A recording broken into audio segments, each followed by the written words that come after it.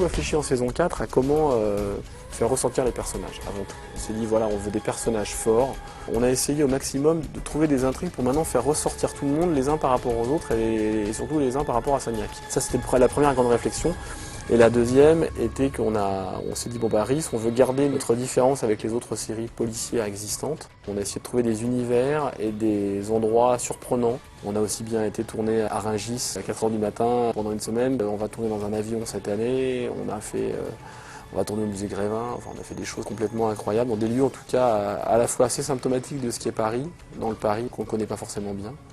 Et en même temps super intéressant, super fort visuellement, on peut du coup créer des atmosphères, des ambiances, faire de belles lumières, des choses comme ça. Et on s'est rendu compte qu'en un an, on pouvait jamais faire plus de 12 épisodes par an. On tournait dans une même journée des bouts de l'épisode 3 avec les bouts de l'épisode 4, etc. Et on les tournait 4 par 4. En les tournant un par un, ça permet de tourner plus et plus vite, tout simplement. Sagnac démarre, tu démarres doucement, il va sortir du champ, tu tournes. L'intérêt d'avoir un réalisateur qui vient toutes les 3 semaines sur la série, lui il se dit bah ça y est chouette c'est mon film, j'en fais 2 dans l'année ou j'en fais peut-être 1 dans l'année, j'y vais à fond. Il arrive en général gonflé à bloc, avec plein d'idées, avec l'envie de faire évidemment le meilleur film de la saison, et du coup il rebooste tout le monde. Donc ça apporte cette espèce de surplus d'énergie et d'envie qui peuvent par moments faire défaut quand on arrive en milieu de saison où on a déjà tourné 6 épisodes, tout le monde commence à être fatigué, les équipes techniques, les comédiens, même nous, et alors qu'un nouveau réalisateur va à chaque fois nous apporter une nouvelle envie, il va nous challenger, il va pousser les comédiens, il va tirer l'équipe technique vers le haut, ça garde l'énergie intacte. Jean-Baptiste qui joue Palmer.